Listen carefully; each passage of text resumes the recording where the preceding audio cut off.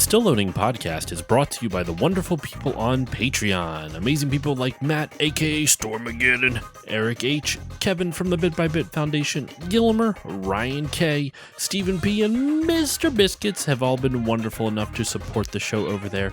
So if you would also like to get your name read at the beginning of an episode, along with a bunch of other bonus goodies, go over to patreon.com/stillloadingpod and check out everything it has to offer.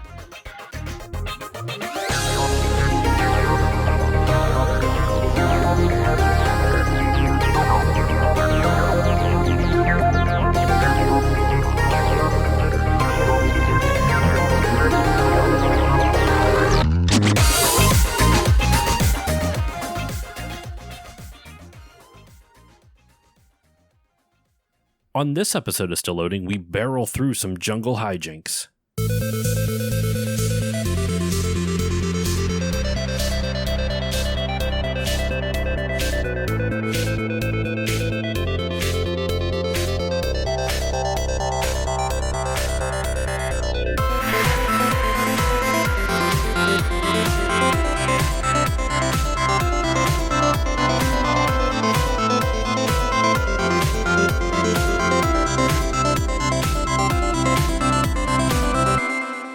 Hello, everyone, and welcome to this new episode of the Still Loading podcast. I'm your host, Josh Koval, and today on the show, it is the kickoff of Backlog Month. Backlog Month, for those who are not aware, in January of this year, I put a poll out to my wonderful patrons, and I put 16 games up on the poll.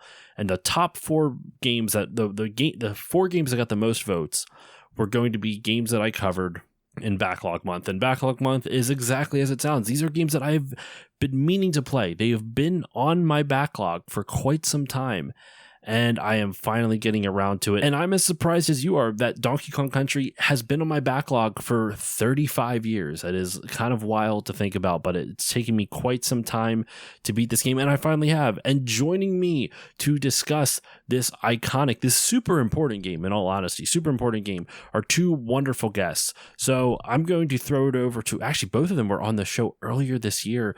We're going to throw it to the person who was on the show longest ago, and by longest, it was like 2 weeks prior to the other guest. We're going to start off with Dave from Remember 64. Dave, how are you doing today? I am doing fantastic. I am very excited to talk about this franchise in any way possible. So I am so happy that I'm here to talk about some Donkey Kong, man. I know you're a huge Donkey Kong Country fan, so I'm so happy to have you on for this. And your Remember 64 co-host is also joining us. Jiggy from the YouTube channel Jiggylookback is here. Jiggy, how are you doing? Fantastic. You know, it ain't no DK64, but it's close enough. I know, right? Us DK64 apologists, some of the few out there. The voice is loud and powerful and justified in many ways, I will say. I was pleasantly surprised replaying that. When me and Jiggy first started doing episodes together, now it's around a year ago, as of this recording at least, but over a year ago, revisiting it, playing 80% of the game, 90% of the game. Obviously, it's impossible to collect everything, or at least in my mind, impossible to collect everything. It's like, this game is way better than I remember. This game's way better than I remember. It's fun. It's good 3D platforming. Fuck all the haters. It's a great game. Yeah. Anyway, this is not the DK64 hill that we're going to die on, that Jiggy and I are going to make our final stand on. But this is our hill to Actually, it's interesting. Donkey Kong Country, I was about to say it's the hill for us to die on for Donkey Kong Country. Donkey Kong Country is simultaneously beloved and also hated by a lot of people, I've found, as like perusing through other content creators on the internet. It's hated? Really? I need to hear more about this. It's I shouldn't say hated. It's more that they don't understand why people like it so much. And I've seen a lot of people talk about how it's like, I've listened, I should say, to other content creators. I'm not going to name names. I don't want to shame them.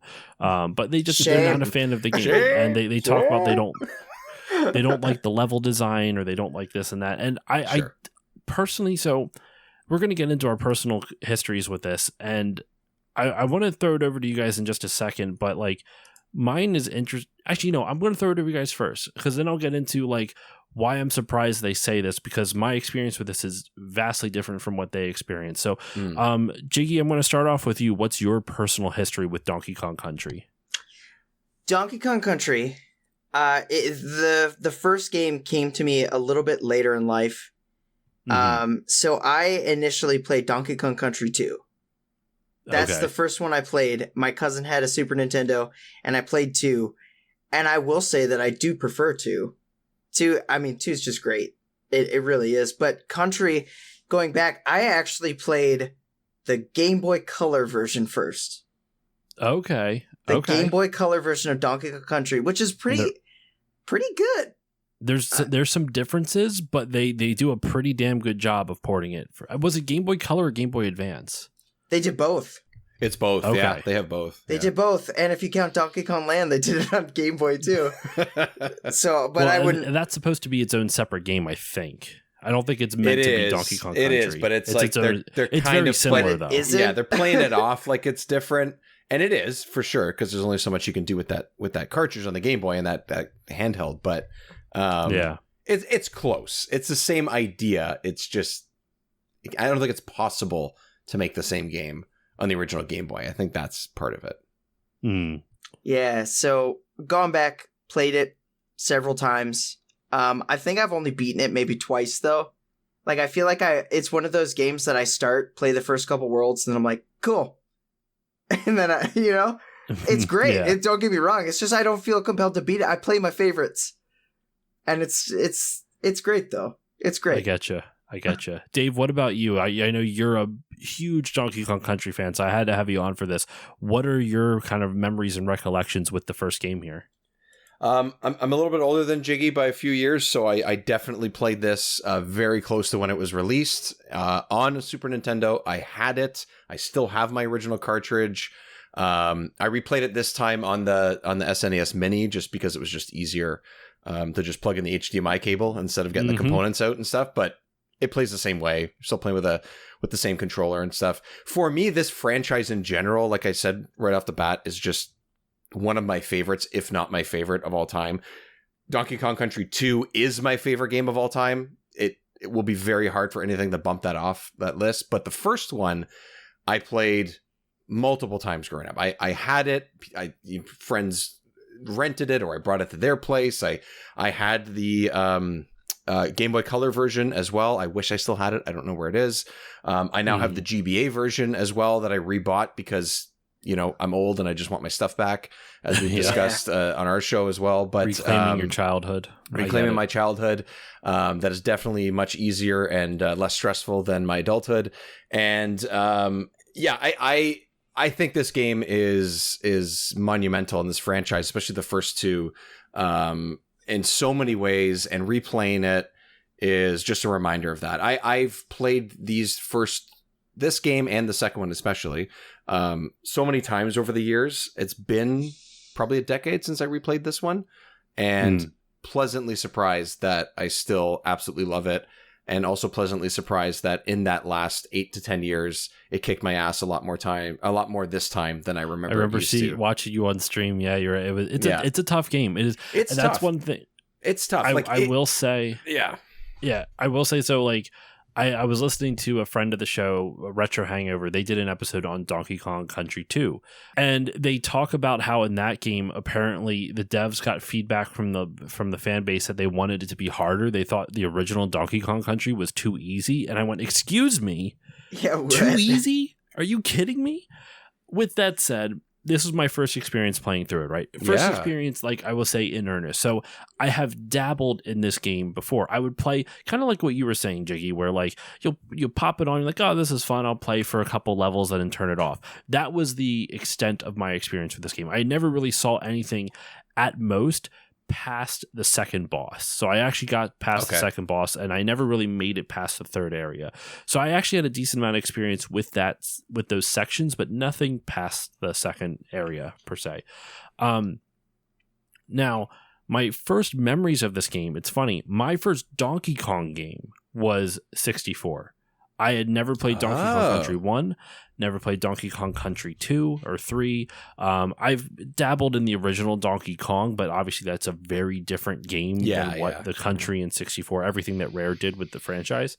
So when I first saw Donkey Kong Country, which, funnily enough, so my first girlfriend ever, it was my senior year of high school, because I was a shy kid that took forever to actually break out of my shell, so I didn't get a girlfriend until my senior year. You had a girlfriend in high school. That's ahead of me. That's faster than me. So I was too busy playing the 64 and Halo. Well, you know what? It wasn't that good of a relationship, so you didn't miss much. I could tell you that. And that's not even throwing shade at. I'm going to cut that. I'm not going to go into that.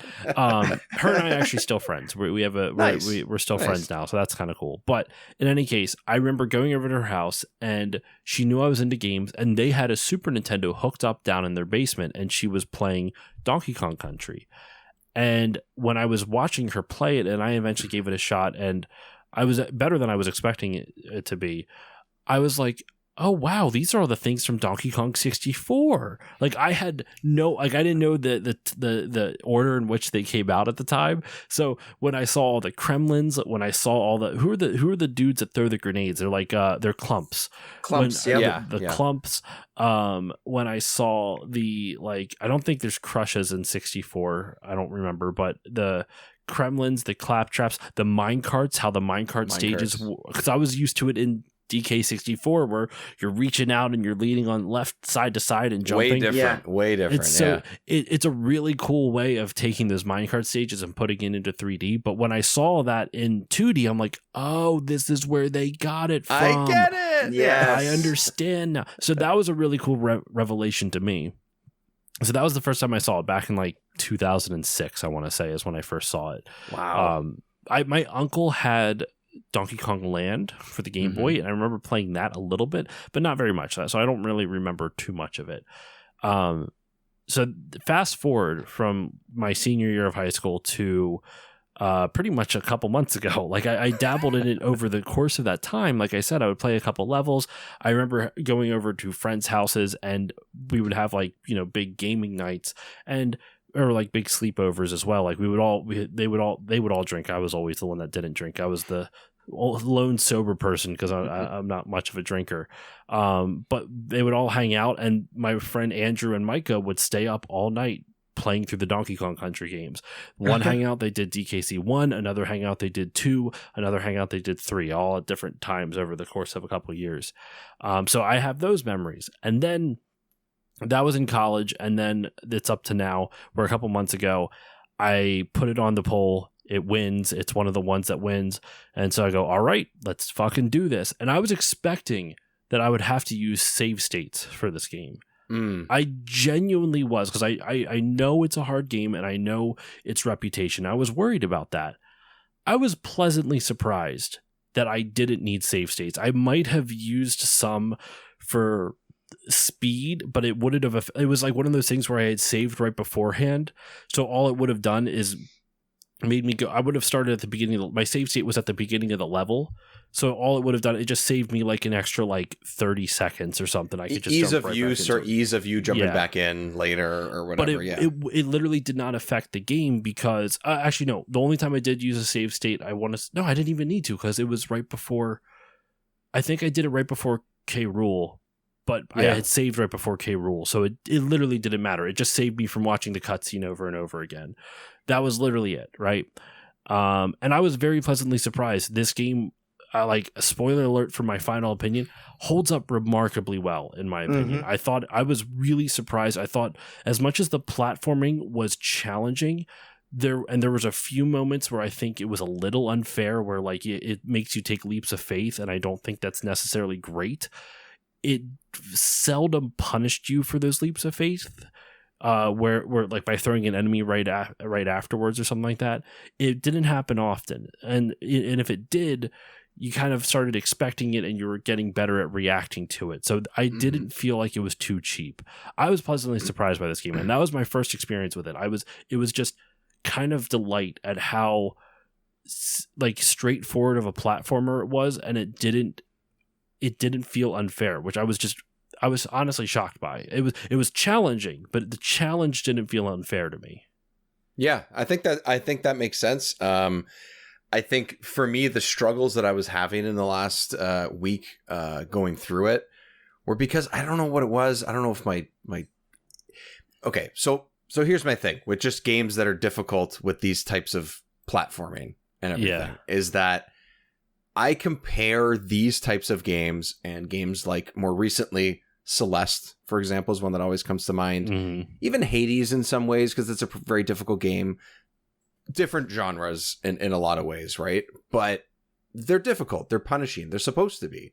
Part of it is repetitiveness. Part of it is you die, you start that little that screen over again in Celeste, for example, and you keep trying probably 25 times over the course of 20 minutes, and you're just going to keep failing, whatever, right? Those are my Souls-like games.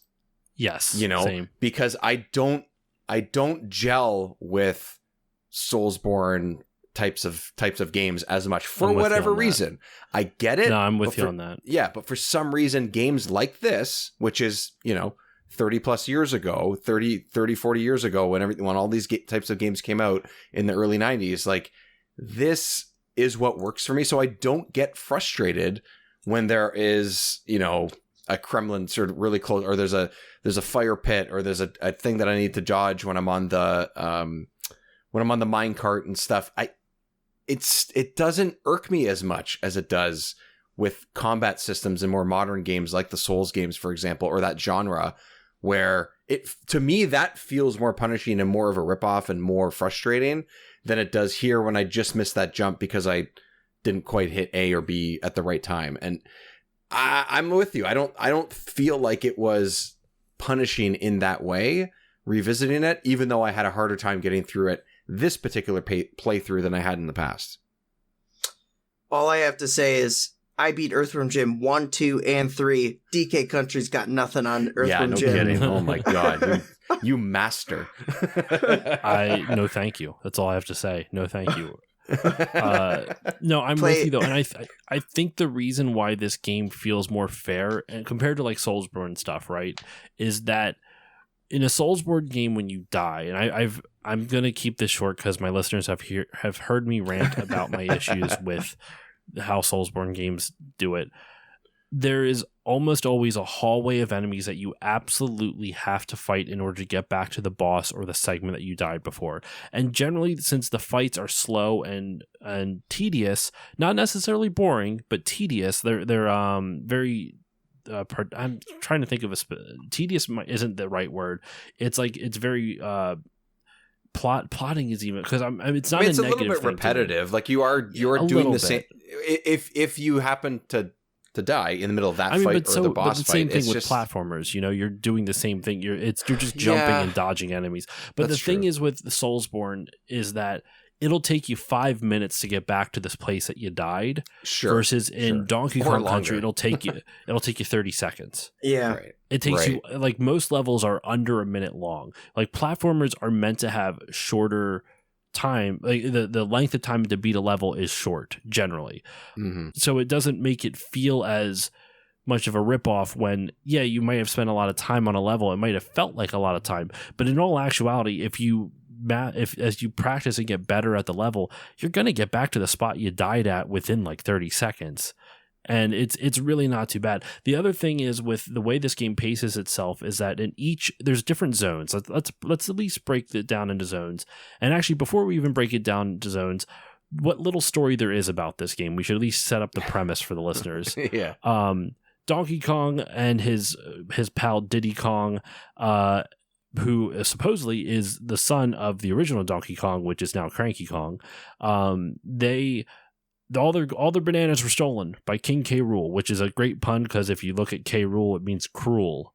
It's pretty solid. He's a cruel croc. He's a cruel crocodile. Cruel croc. Nice. And you have to go back. You have to basically trek across Donkey Kong Country, the country of Donkey Kong, and confront King K. Rool and get your bananas back. And that's the plot. Like, there's not really anything more to it. I would say where this game excels in terms of where it doesn't have any plot, that's fine. Where it excels is in world building, and we'll get into all that in just a little bit. But to lead into what I was talking about with all the different levels, there is in general about 6 levels per zone, a total of 40 levels approximately if you count the final boss. 6 levels, and that's including the final boss level.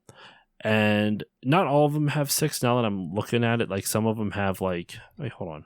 3, I think the fourth or the fourth one maybe has more. The third one has 7. The fourth one has 7. The fifth one has 7 as well. So yeah, but there's a total of 40 levels, but they're broken up across about 6 or 7 zones. Yeah, well, actually 1, 2, 3, 4, 5, 6 zones, and then the final section is just the final boss. So there's 6 different zones with 6 to 7 levels in each.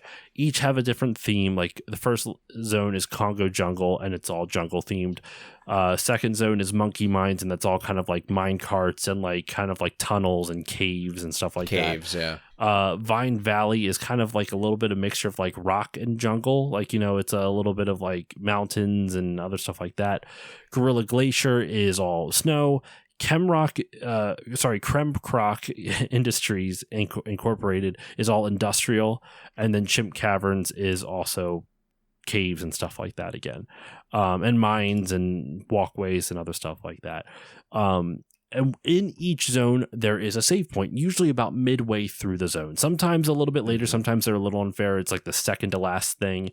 But essentially the way it works is that you can save at will in each zone, though I do know in the Diddy Kong game they charge you for saves, so I'm not sure. I'm curious how I'm going to feel about that when I get to Diddy's Conquest, but we'll save all that talk for a Diddy Kong episode. But you save on that, and so as long as you can get up to that spot, you can save after every level you beat. You just have to beat the first 2 to 3 levels, depending on the zone, maybe 4, and then you get that save point, and then you can kind of save scum a little bit. You can just go, like, you can go back and just sort of backtrack. Even after you beat the final boss for that, or not the final boss, even after you beat the boss for that zone, you are given like the power to fly to different zones. If you go back to the zone you were just at, save again, so that way it saves that you beat the boss, then use Funky's flights to get back to the new zone. You're golden. So you're the worst case scenario, if you lose all your lives, you can go back. You would only lose like 3 or 4 levels, like as long as you are smart about your saving. Additionally, if you're smart, like it happened only once to me, I actually ended up farming levels because you can go back to levels that you beat. And if you know where some of the extra lives are, all you have to do is just get a couple lives, exit the level, re-enter it, get some more lives, exit the level. Like, you don't have to beat the level, you just have to exit it. Once you've been in it once, you can exit it at any time. I'm correct with that, right? Like, yeah, that's such an old school way of doing it too. Like I'm replaying a completely different game on Game Boy at the moment, where there's sort of like a bonus stage that you run into that isn't about farming coins and lives and things like that, or abilities or whatever, but I played through it the first time and I go, oh, I can just revisit this level at any time, get a few more coins, and I get a couple more lives. It's a much less challenging game. But as a kid, I didn't make that connection. I was like, oh, I got the bonus level. Hey, I got a couple more coins. Great, cool. I'll move on. Because it's like in like the second world out of similar to this, like 6 or whatever.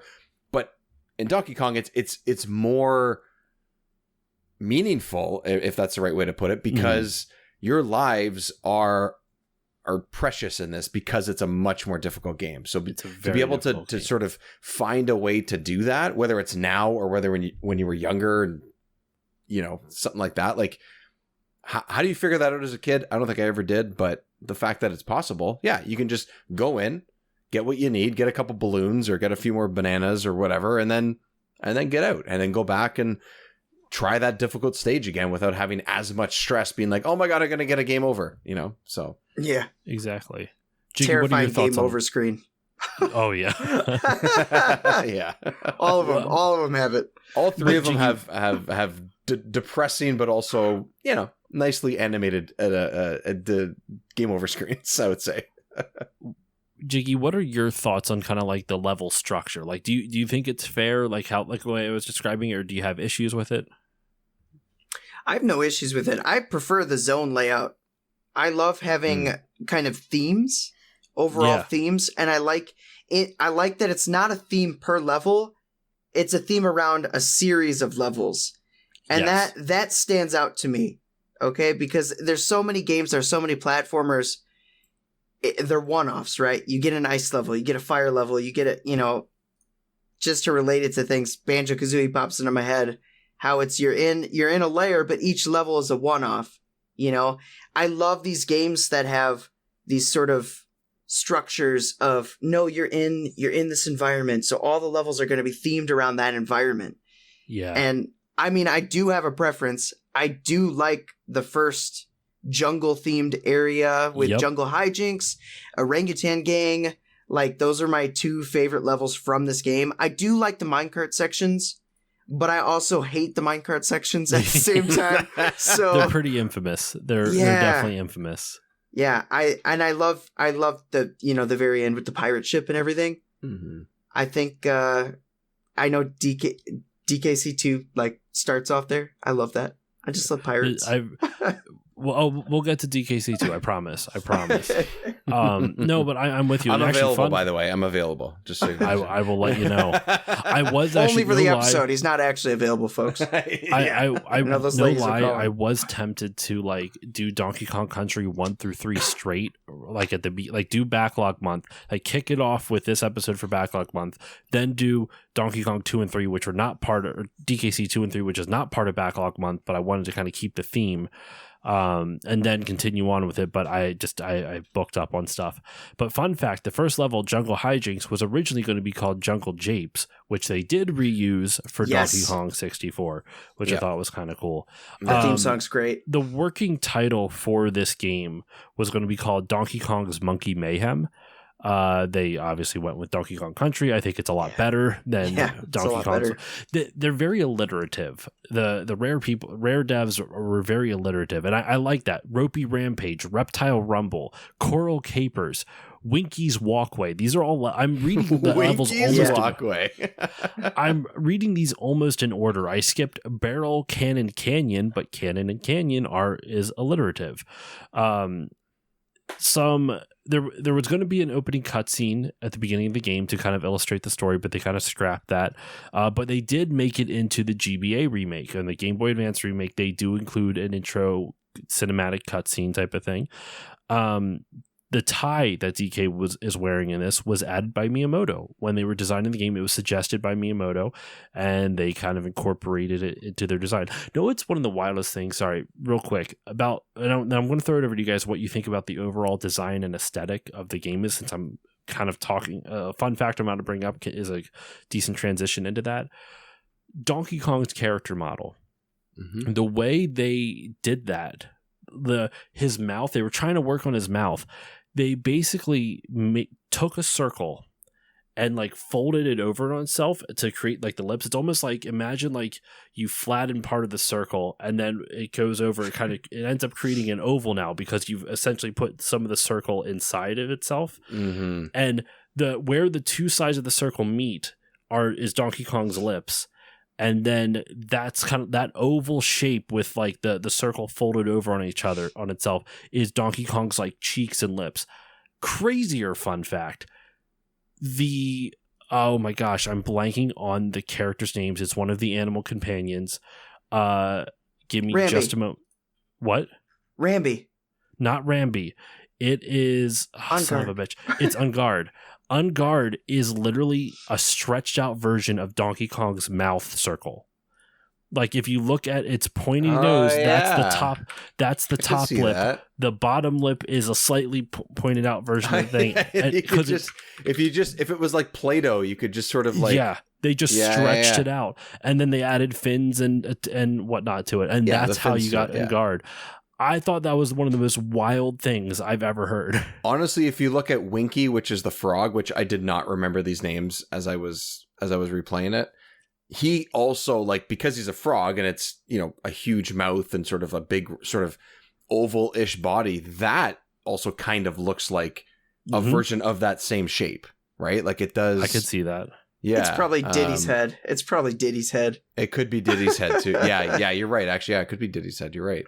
I mean, it's similar, but Diddy's is just like a little bit more, I guess, a little bit more compact. That's a fact that'll just, like, every animal buddy I'm looking at, I'm just like, it's just, whose head is it? Right. Different color and a couple little points added to it. Like that's, Well, and these animal companions that you got, originally they were going to be, I was listening to an interview earlier today.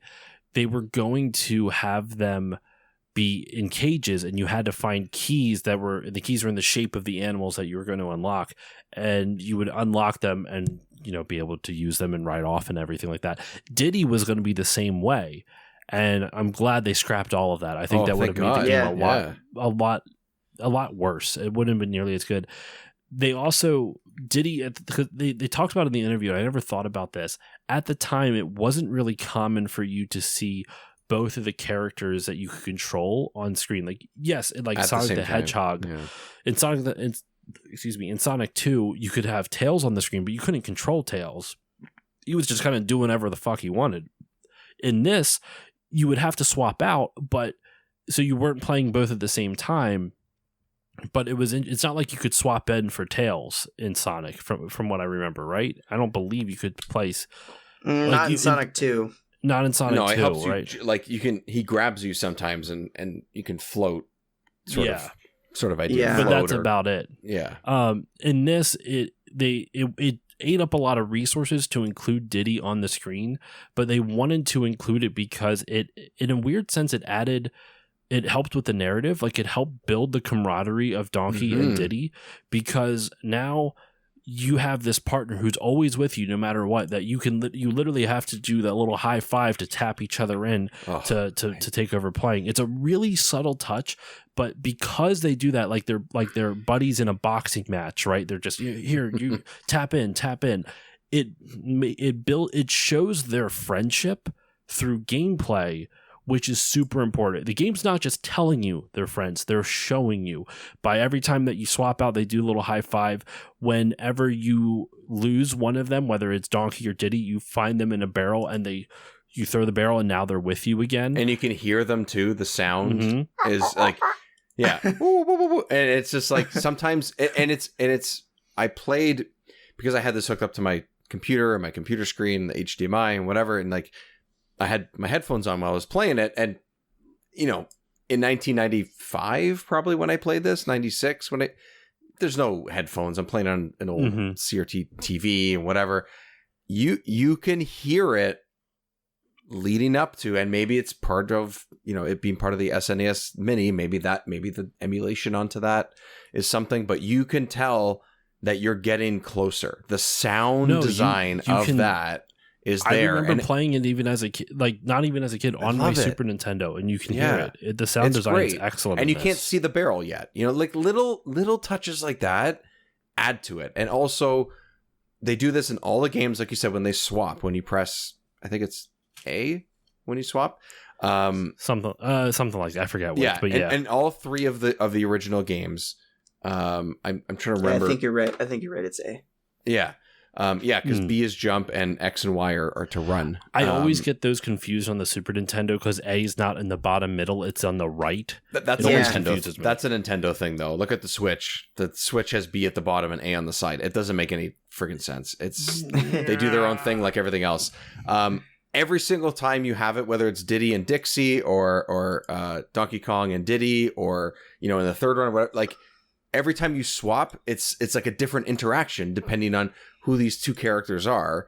And that's, like you said, it's just sort of like a world and character building thing that they didn't have to do. They could have just like faded the other one in the background and, okay, now this guy's in the front, or this character's in the front, that one's in the back. Like, but no, they interact with each other. The game pauses for like 0.5 seconds and adds a little moment of like, hey, these guys are buddies, or these two characters are buddies. I love those little tiny touches like that in games like this. I love it. And I think that pause is kind of underrated because the game is super difficult, like we've stated a bunch of times before, and it's chaotic.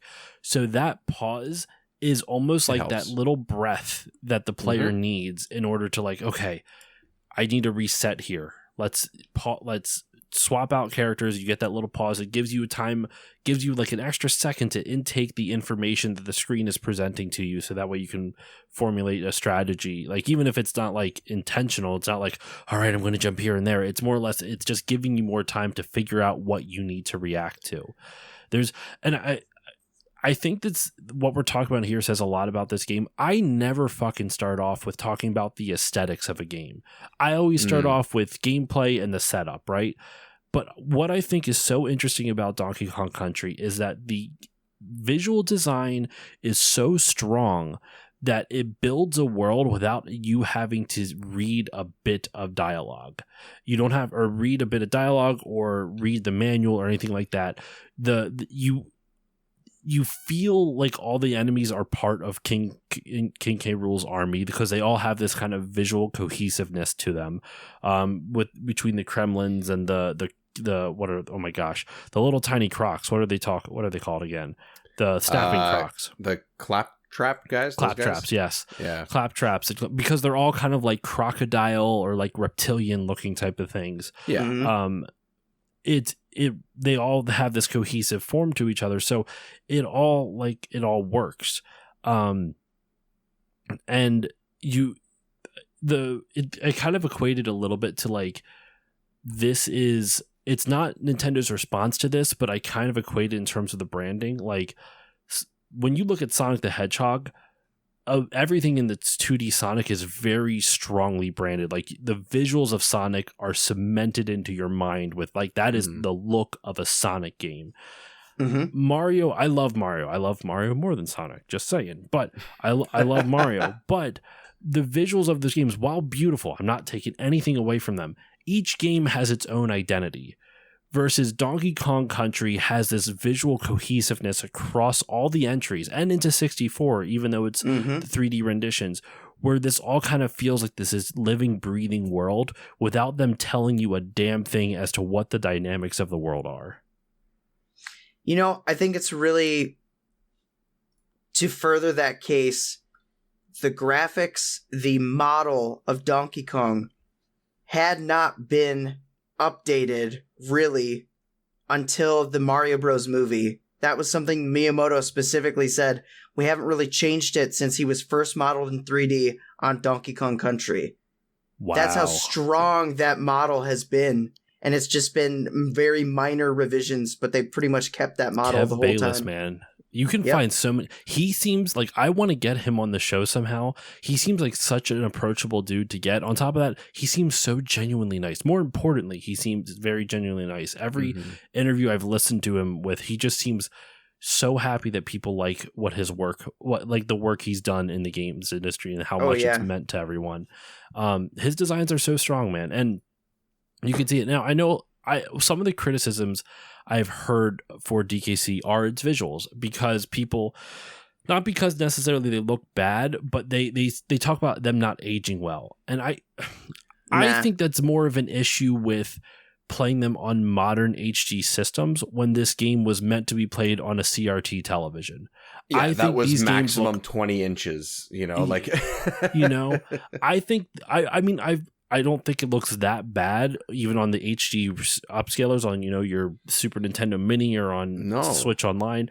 But in general, like, I played it on my Super Nintendo. It still looks really freaking good to me. I think it looks great.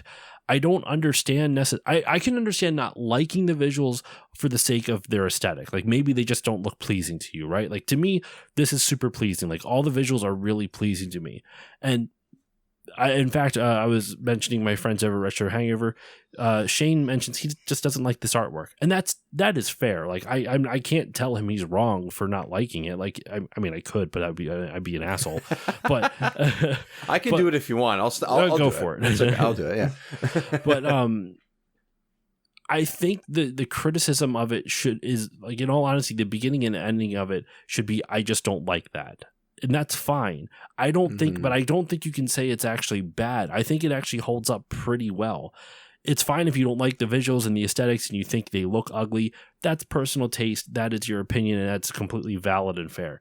But I don't think it's fair to say this game doesn't hold up visually. I still think it kind of does. I think it does. I think absolutely. And also what they did at the time, this was the first game to do this kind of technology, use like pre-rendered this, and like Mortal Kombat is very common. Killer Instinct as well. Killer Instinct, yeah, exactly. Again, which was a rare game as well. Yeah, Bayless as well. Yeah, Bayless as well. Bayless. Yeah, those games, those three games, I would say Mortal Kombat, Killer Instinct, and the Donkey Kong games use this technology that wasn't used before, and you have pre-rendered 3D graphics put on a 2D plane, and like, it just, I think what stands out the most to me as far as the style goes and the design is, yes, Jiggy, like you mentioned, Donkey Kong's, silhouette, I guess you could call it, but just his design in general hasn't changed. Diddy hasn't really changed much either, but Donkey Kong specifically. But I would say that the environments and the stages in this, especially the backgrounds, look amazing. And a lot of them are interactive. You can interact with them. You can jump on the trees, for example, if you get like the right jump and the right secrets and things like that. Like all of that stuff is so well designed and implemented into the world, whether you can actually interact with it or not. Yes, the characters, all of them, good guys and bad guys, barrels or the creatures that you can ride or whatever, they're all designed in that pre-rendered graphic style, but so is the background. And there's elements of it that just feel like there's more depth to it than they could have done otherwise. And that reminds me of a game that would have come out a few years later, which to me is still one of the best looking Super Nintendo games ever, is Super Mario World 2, which is Yoshi's Island. Yeah. One of my favorite games of all time, for sure. Kind of has a similar thing. Yes, it's not pre-rendered graphics in the same way or whatever, but it has this sort of like depth to it, just like this game does. And this came out, 4 years prior to that. It's the layering, right? Layering, it's the layering. And it makes such a huge... And the part of the layer is the interactable characters that you're controlling and defeating. And that's incredibly impressive to me from something that was created in the early 90s. And to piggyback off the character designs, fundamentally, what we have here is King Kong versus Godzilla. It needs to be said. I didn't even think about it. Yeah. Why did I not notice that? Oh my God. Yeah. I feel like it should be a common observation, but I don't hear people talking about it. King Kong, Godzilla, and you just want to side with King Kong naturally because you see that Godzilla and you're like, he's a bad guy. Now, real quick, some of the things I also looked up. This game was honest. Though I mentioned before, this game wasn't made in response to Sega Sonic, and that's true. It was made in response to a Sega game, specifically Sega's Aladdin game, because Sega's Aladdin game had Disney animators working on it, which is why that game looks so visually close to the movie, and it looks great. Really good. It's fantastic looking. So Nintendo was starting to shop around, trying to find some way to rival Sega in that aspect, and they came to Rare, and Rare was experimenting with 3D technology, the pre-rendered graphics, and in fact the workstations they were using were the same workstations used in, like, not the exact same, but the same brand and model of the ones used in Jurassic Park. And they also were, the software they were using was what we now know as is Maya. Like it was, I think it was the same company that eventually rebranded, or I don't know if it's exactly the same. Silicon Graphics. The way they phrased it, Silicon Graphics, the way they phrased it in the interview, they made it sound like the software they were using on it eventually became Maya. I don't know if it's like they were using it as a comparison or if it literally directly led to Maya, which is now like an industry standard 3D like rendering, 3D rendering program. But that's still crazy. And one of the things that I can't claim this observation myself, but I've heard this on other shows, and I'm going to kind of pass it off as like this is kind of not fact, but like the consensus perception of game history. This game was one of the reasons that it started turning the tide of the console wars in the 90s in Nintendo's favor. Because up until 1994, Sega was eating them alive, pretty much. There was a slight turn in 92 because Super Nintendo got Street Fighter 2, and Sega did not have it yet. But then Sega got Mortal Kombat with blood. So, like, there's still kind of that. There's I don't know which one outweighed more, but there's that give and take. And then in 1994, on Super Nintendo, you got Super Metroid, you got Donkey Kong Country. I also think you got Final Fantasy 6 or 4, if I remember correctly. Not Final Fantasy would not have been like a huge system seller for them because JRPGs at the time, now Final Fantasy 6 would be huge. At the time, Final Fantasy 6 was not like, that wasn't going to be a huge system seller, but it's also considered one of the best games of all time. And it did come out in North America on October 11th, 94. So yeah, I remembered correctly. So, and it came out in Japan the same year, but in April of 94. And the Final Fantasy numbering is all weird. Yeah. Well, I mean, we got it as 3 in North America. But right, exactly. It's just like, which one is what? Yeah. I mean, once you really think about it, the way you figure it is, now they're all released in North America, but at the time, just if you could divide it evenly by 2, with the exception of the original Final Fantasy 2, it came out to America as that number. So we got 1, we didn't get 2 or 3. We got 4, but we called it 2. Divide 4 by 2, that's what we called it here in North America. Right. Didn't get 5, we got 6. Divide 6 by 2, we got Final Fantasy 3. Like, it's weird kind of how that worked out.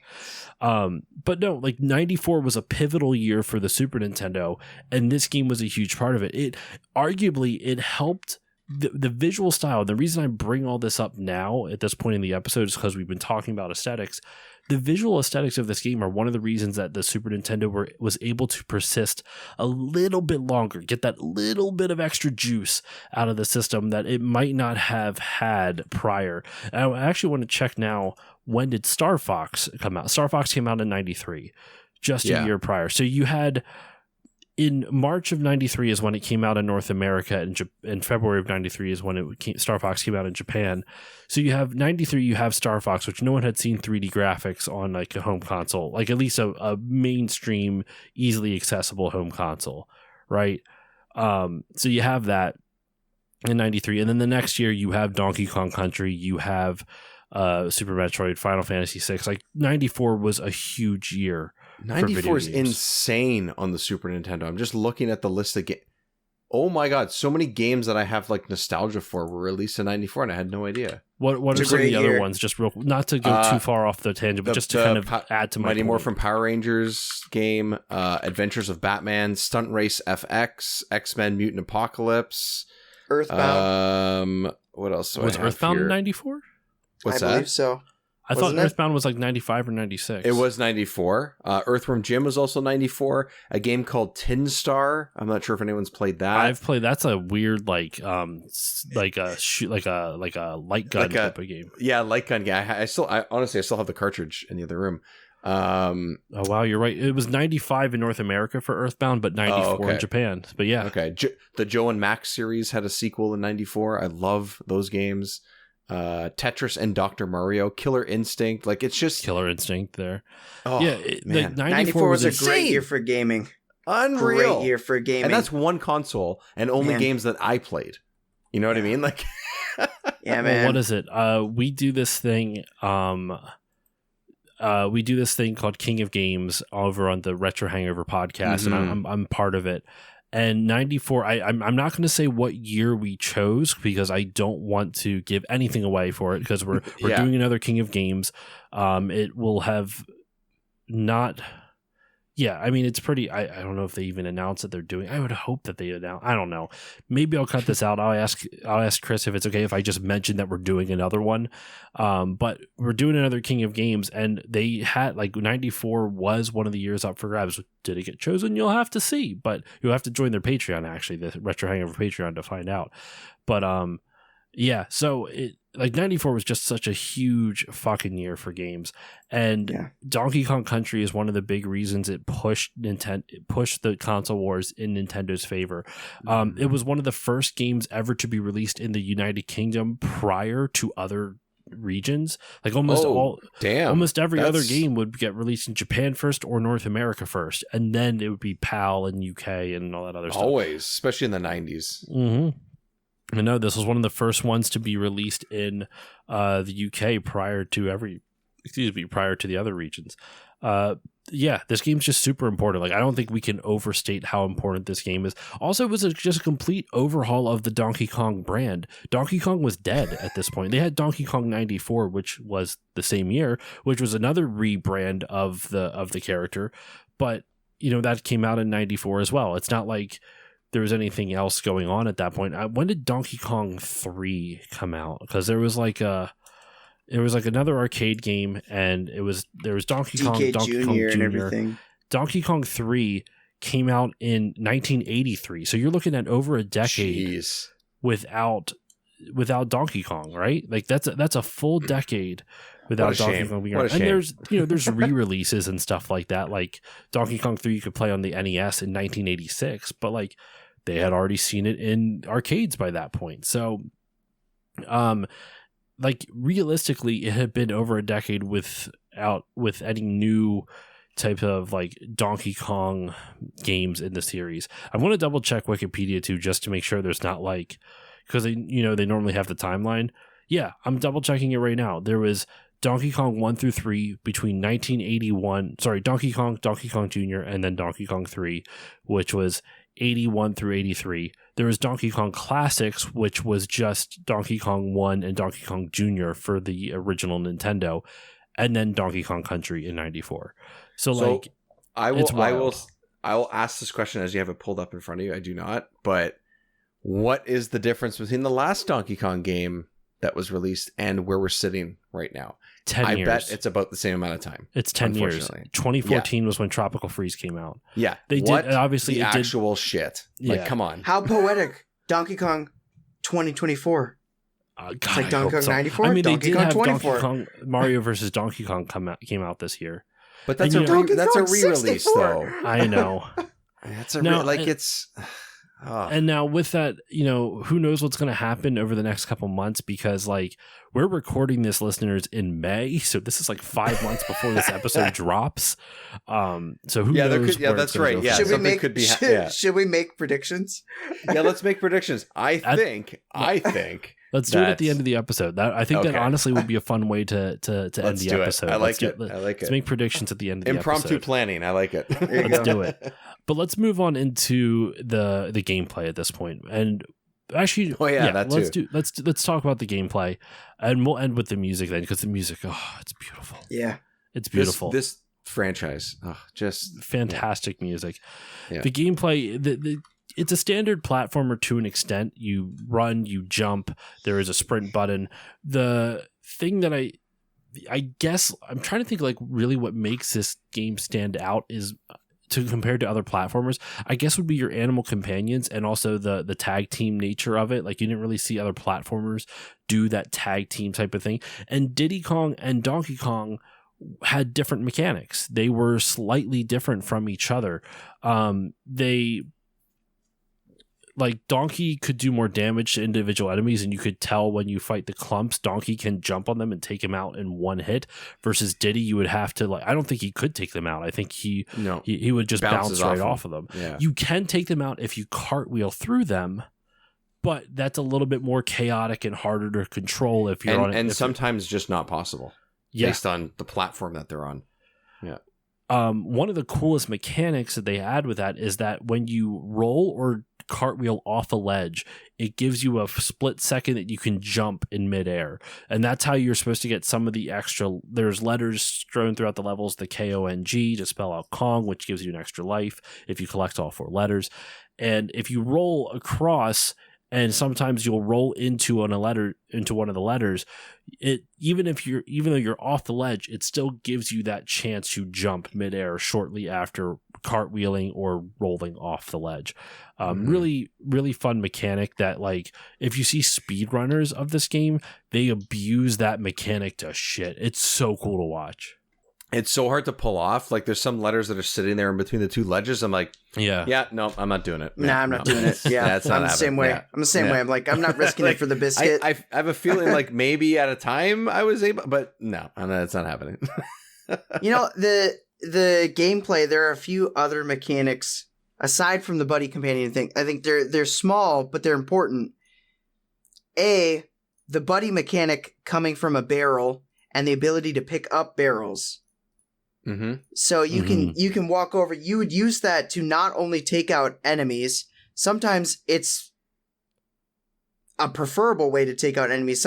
I don't know if it's required to take out certain enemies. I can't remember off the top of my head, but I know you get different kinds of barrels too. There's metal barrels. There's the only ones that you need a barrel to take out or a companion is the wasps, like the wasps. Yeah, that's it. Everyone else you can jump on. Everyone else you can jump on. Yeah. And then, but you can also use that for secrets. They have like little secret holes and things that you break a wall by throwing a barrel at it. And it plays that nice chime too. Yeah. And then more barrels, the shooting mechanic of timing and releasing yourself from a barrel like a cannon. I love those in all of these games. I don't know what it is. Maybe it's because I thought I was good at those, I don't know what it is. There's something about them where it's like, okay, middle of the stage, even if it's not the entire stage, middle of the stage, I'm going to have to shift my focus and get the timing down. And I don't know. There's something about it that really works. They are really fun. My only criticism of the barrels is that when you get to the later stages, there are the barrels that do the automatic shots. So you have to time it where the barrel is going to be a split second later. So you'll shoot up for example, there might be a time where you shoot up into a barrel above, and then you don't get to pause in the barrel like you do every other time. In almost every other barrel blast area, you get to pause. You stay in the barrel as long as you want until you hit the button to shoot yourself out into the next one. There are some, however, and they have it marked for you. They do make it very clear. You can tell. You can tell. Though you may die the first time. Actually, no, because the first couple times they introduce that to you, you're guaranteed to not die. You'll just see that you get shot automatically. So they do teach you through the gameplay that there are certain barrels that will shoot you automatically you have no control over. So you better time your first blast going into it correctly, because when it shoots you out, the other barrel might be moving and you have to time it correctly. I hate that just because it's a little bit hard to it's not my favorite. I'm not going to say it's a flaw in the game design. It's just not my personal favorite.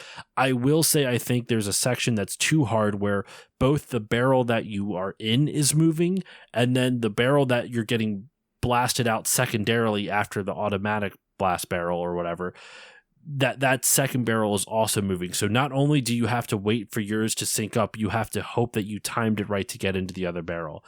See, difference with me, I love those mechanics. I love that stuff. I don't know I know it's really difficult. I know it's almost like semi unfairly punishing. Like I totally get that. I think it's a little unfair, especially because if you die, then you have to go all the way back and redo sections that are just as hard with that. It's not quite as bad as Soulsborne stuff, but it's not my favorite. It's a similar feeling. I can understand those parts for sure. I don't know what it is. I don't know. Again, something about it to me that feels like a traversal mechanic, even though I guess it kind of is, but it's all about timing and everything. Somehow add timing, ledges, barrels, whatever.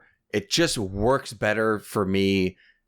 For some reason, it just clicks better with me. Maybe I just process those types of movements or something in a way where it feels more satisfying to me or something. And if I fail, it just doesn't feel as bad. I don't know what it is. Maybe you just like barrels. Maybe I just really like you barrels. like to barrel your way through hijinks.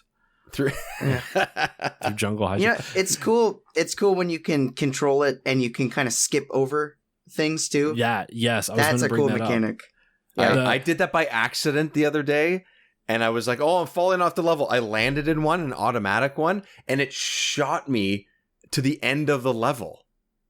And I got enough bananas to get a free life. I can't remember what stage it was. It was like the 4th or 5th world. It was one of the sort of... sorry, what was the one with the factories and stuff? I think it was in that world. Croc Industries. Yeah, I think it was in that one. I could be wrong, but I shot and I was like, oh, I missed it. And all of a sudden I was like, whoa, wait, I'm still moving. Oh, I'm still going. Oh, I got a free life. Oh, level's over. Sweet. Complete accident. The barrels, I did enjoy them overall. I just had that one tiny issue that I mentioned before.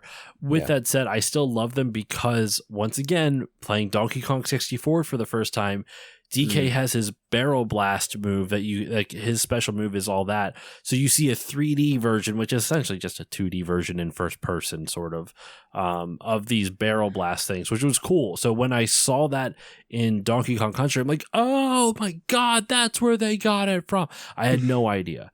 It was really cool. And I think you mentioned before, Dave, with the finding the secrets by accident, like that secret blast barrel that takes you to the end of the level, right? One of the things I think good platformer games do, Like almost, I don't want to call this a Mario clone because it's different than a Mario game, but something that both this game and I think Mario games do really well.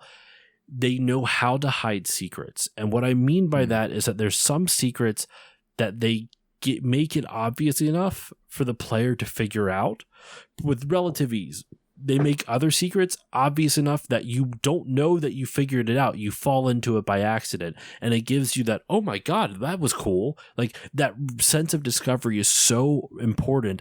And then there's also the secrets that you have to be an expert at the game, know the mechanics of the game, and be able to explore through the whole thing to find. And I think that's really cool because it rewards novice players like myself. It rewards every player because you're going to accidentally fuck up and fall and hurt yourself. But oh my gosh, what's that? There's a barrel that was off screen that I didn't know about. You're almost guaranteed to fall into one of those throughout your gameplay. Almost guaranteed. I can't say it's 100% certain, but I would say probably 70 to 80% of playthroughs, you accidentally fall into one of those. And that gives you that sense of like, oh my God, what was that? And it's exciting. And it's almost like thrilling. Like, oh, I can cheese the level this way. And you feel like you're getting one up on the developers, even though they put it in there in the first place. It's fucking great. I love how they do secrets in this game. I will say that the only thing about secrets or discovering bonuses or whatever, because I'm so used to the sequel, the 2, I would say that a lot of the bonuses in this feel less fun. And some of them are actually quite difficult. Yes. I got the one that's like has all the letters flashing between all the barrels and stuff. I think you run into maybe 5 of them through the whole game or something like that. I think I maybe made it to the second letter. Maybe every time. I was like, oh, and then you can't re-enter. Whereas in 2, I know we're talking about a different game, but in 2, you can re-enter it and you can try again. It's just limitations of the game, the development, whatever. It is what it is. But this is the game where Rare really sunk in that idea of we've got to put lots of mini games in our games. You know, this was the birth of that little spark. Yeah. Yeah, it's true. And it shows. And you know what? They're all different. You're not doing the exact same thing every time. You're collecting the coins that are that have your companion bonus levels. Yeah, those are great. Those are so satisfying. It's just just run and collect as much as you can as fast as possible. That's the way a minigame should be. But it's just the same thing over and over, which is kind of like, I don't care. I love collecting stuff. That's just me. I just love collecting stuff. Hey, we're the DK64 apologists. That should be our podcast name, the DK64 apologists. Yeah. Everything is just a different aspect of we'll spend an entire hour just talking about Donkey Kong's hand in DK64. Oh, I like the hair on this knuckle. No, if anyone has already done it though, Jiggy would be the guy that has already done it. Though, so. I mean, Jiggy and I never got around to writing it, but we had a whole conversation, and this is maybe by the time this episode comes out, I'll actually get my act together and do this. I wanted to start writing for my website and for my Patreon blog, and I would put it out for free, not just it would be free on the website and free on the Patreon. And I wanted to do writings, and the first thing I was going to do was in defense of Donkey Kong 64 and collectathons. Heck yeah. And then, of course, Jiggy beat me to it after we had that conversation. I'm not saying you stole the idea, Jiggy, but it was convenient that only a week or two after we had our conversation, you suddenly have this video come out defending Donkey Kong 64. This revelation. No, I know that was the more defending, the better, man. Yeah, no. The more I've so many people that I've met that have come out, and actually I've met a few other people who have made videos in defense of DK64. Yeah, it was really cool. It was actually really great timing when we had that conversation because it was a hot thing. Yeah. It was perfect. I love it. I should have written that damn article. I could have capitalized on it. Too late now. You can still capitalize on it. I guess so. Trust me. I think that that discussion or the fact that those things are out there and online, whether it's you guys or someone else doing it or whatever, I think still ties back to this game too, because it's the personality and the presentation and the world building that we've talked about already just has carried forward. Part of it is what Jiggy said a while ago too, where it's the characters don't really change. yeah, there's iterations of them, and yes, but Donkey Kong is Donkey Kong. The world of Donkey Kong, maybe in 3D, maybe in a different, art style or more modern graphics or whatever as years go on, but it's still like it's possible to even just even if you don't love the gameplay of any particular one from this franchise, it's all part of the vision that they had in between 92 and 94 when they were making this game. It's just, it's all there and all possible because of how it started. And it's so good at the beginning that they had to keep going with it. And it shows that what they did here is that much better than a lot of others that tried to do the same thing, I think. Agreed. A couple more things on the gameplay, and then I want to talk about the bosses before we go into kind of like music and stuff. Diddy was actually going to be Donkey Kong Jr., and I don't know if the mechanics are going to change. That was actually scrapped by Nintendo. Nintendo's like his character design, because they designed how Donkey Kong Jr. would look, and it's what Diddy looks like. And they were just like, and Nintendo's like, he's too far away from the original design. He can be in the game. We like the design, but he can't be Donkey Kong Jr. So that's where Diddy Kong was born. That's fair. And they had other names for him. I forget all the different names. They honestly weren't as good. They wanted one to be like, I think they wanted to call him like Dinky Kong at one point in time, which is very their sense of humor. But I think Diddy kind of works a little bit better. I don't know. Dinky, it almost disempowers him too much because Dinky's already such a negative word, versus Diddy, like, you could say you hummed a little ditty, or it could be something along. I mean, there's also lots of British colloquialisms and slang in this game as well. I wrote down one of them. I'm blanking on what it was. There was like, Diddy is British slang for small. So okay. Oh yeah. Well, there you go. That's it. That's what you need. Yeah, that makes sense. And with those move attacks, like Diddy's cartwheel and Donkey's roll, they had experimented with like dozens of other options. There was one they talked about in the one interview where Donkey was going to like pick up an enemy and like slam him down, but it was going to be like too much anime. I forget exactly what they said, why they didn't go with it, but they ended up going with the rolls and the cartwheels, which honestly I think works, because I think if you would have had what the rolls and the cartwheels do is that it creates a very nice flow state for the game. If you would have had too many moves that like stop you in your tracks to attack an enemy or to slam an enemy in, what the rolls do, like if you're good at the game, like if you're really like what you see with speedrunners, they don't stop rolling. Like Diddy is just in a constant state of cartwheel across levels, just barreling through enemies. It's amazing. It's amazing to watch. Listeners, if you have not watched a Donkey Kong Country speedrun, I highly recommend watching it. I actually was going to originally try to get Spike Vegeta, who has speedrun this game a bunch of times, on the show for this. He was on my Super Mario Odyssey episode. He politely declined. He's focusing on his own content, which I totally get. But like we were going to talk. Don't worry, everybody. You got us. Don't worry. Second tier guests right here. No, no, but like he would have brought. He can bring like a speed running. He can bring a speed running aspect to it, which of course, right? Yeah. And it's just these games are so fucking cool to watch being sped run. The levels in this game, they were designed originally on sticky notes. You can actually see like some of the devs posted sticky notes on their Twitter accounts where you literally see like post-it notes of like different segments of the levels, and they have stuck them right next to each other. So you'll see like these massive amounts of sticky notes just like one after the other, and they're just they flow into each other.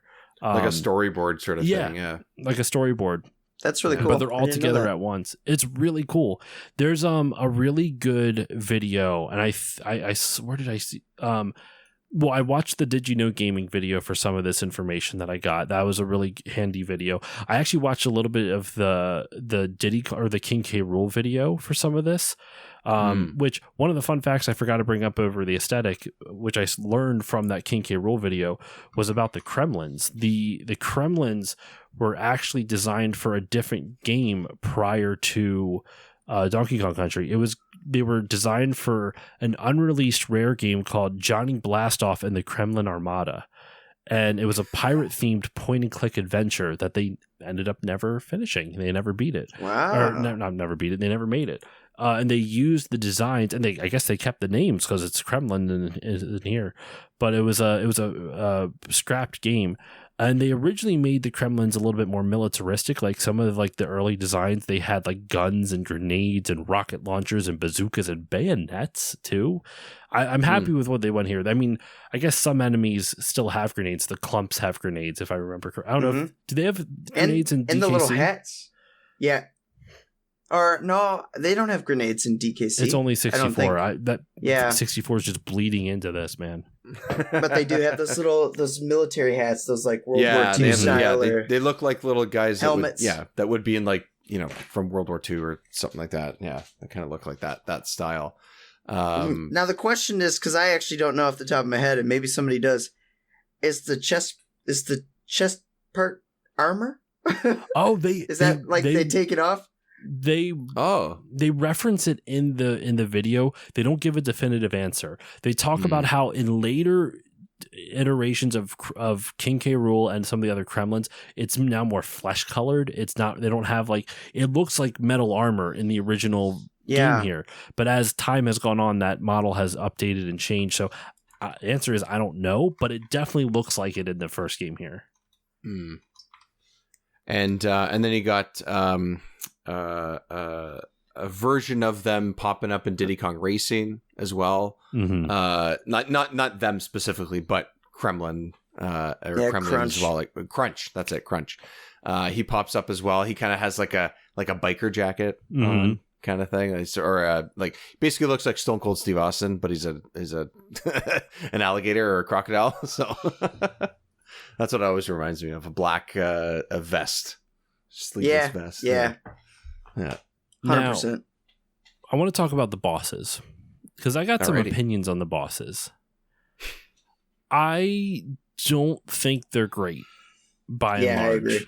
They're fine. I think so. For example, the first boss, it's great British humor, very naughty, but spelled GNAWTY, very naughty, is just a beaver, and because he gnaws through things. Get it? Ha ha! And he's naughty. That's fine. I don't mind that for a first boss. It's just because it's a simple jump on him 5 times, that kind of thing. Even the second boss, Master Neki, which is the giant bird, it's not great. I like it because it's vertical. It has a lot of verticality. You have to jump on him from side to side. He comes in on different heights too. Yeah. But it's not that interesting it feels like, if anything, that should have been the first boss as opposed to Very Naughty. Very Naughty is just, he's almost too boring in my opinion. Yeah. I think Master Neki would have been a better first boss. The bees are fine. But then the fourth boss, they bring back Naughty again, but with a palette swap, and they just make his pattern more difficult, excuse me. So overall, because they repeat Naughty and Neki twice, they repeat them each. The 2 interesting ones in the middle are Queen Bee and Dumb Drum, and those are both pretty unique and interesting, I would say, to an extent. I would say the only boss that I really enjoyed fighting, had a fun time fighting, was the final boss, King K. Rool. He was a really fun boss. Yeah, he's cool. He's a good final boss too. There's lots of different things of dodging so many different projectiles from different angles, and his patterns are easy to figure out. You don't ever feel like it's too cheap. I died a good chunk to it. I got mad at it, but never too mad where I wanted to rage quit and throw the game into oblivion. I don't know. I've been ranting so much about the bosses. I want to hear from you guys. Jiggy, I'm going to throw it over to you first. What are your thoughts on the bosses of this game? Do you like them? Do you think I'm off base with this, or do you agree with me? What are your thoughts? No, I agree with you. I agree with you 100%. And actually, the ones that you selected, I think, are the more interesting ones. I'm not super thrilled about the barrel as far as aesthetic wise. Yeah. Because I'm just that's lame, but I like that it was a different fight. I get into the lore a little bit and I kind of question, I'm like, well, why aren't these Kremlings? Why aren't these some sort of K. Rool like special commanders or something? Why are they different animals? And they're just they don't feel significant. You know? I'm with you. They just happen to be by a pile of bananas, so you have to fight them. Like that's like get out of here, flamingo. Yeah. I don't care about you. I'm with you guys. I don't think any of them are interesting aside from K. Rool. I don't think any of them are difficult. I don't think any of them are tricky. I don't think they do enough different, like literally any of them. And you know, the whole like you hit, they react to the hit, and then they leave, and then they come, like it just delays you beating them faster. I'm just like, they're not hard. You know what it is? They're not hard. No, I don't think they. I mean, I think the second beaver thing, like, okay, it's a little bit different every time you jump. He kind of comes for you and jumps a little higher and a little faster. The speed always changes and stuff. But largely, it's just the same thing. And they go away like you said, but instead of them blinking like it would be in like an NES game, for example, when you hit an enemy or something, they just stop for a second or they move off screen or whatever. It's just another way of doing that, right? Yeah, but look at Sonic. I think Sonic with like Dr. Eggman, you could just jump on him, just that's true. That's true. Over and over. And there is that brief like buffer period, but usually he's trying to do like transition to a different phase or something, you know? Yeah. I like being able to do it fast. Yeah, I think they're just, it's the weakest part of the game. I think the bosses are the weakest part of the game, like straight up.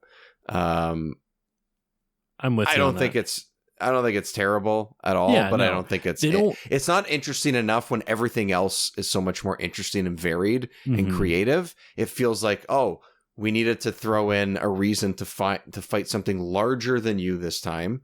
Let's grab a you said flamingo, I was gonna say stork. Let's grab a bird, let's grab a beaver, which you've seen a couple of, and let's move on to the next know what Neki kind of reminds me of? Beaky Buzzard from Looney Tunes. The no, Nice. Nope, I'm not gonna do it. Nope. I'm not gonna do it. Yeah. Oh ma, I love Beaky Buzzard. One of my favorites. I love Looney Tunes. Love it. Oh my god! Have you ever? Quick side tangent. You ever play Sheep Raider? I'm gonna look that up. I feel PS1 like I have. title, also known as Sheepdog and Wolf overseas. Sheep Raider. Oh, I've seen this, but no, I have not played. We will. It's a good game. It's a very, very good game. I'll spare you right now because we're on DKC, but I love that game. Super underrated. 2001. Oh, yeah, super underrated PS1 game in my opinion. But yeah. So, any other things you want to talk about with the gameplay? Actually, we can use this to maybe even transition to transition into the music.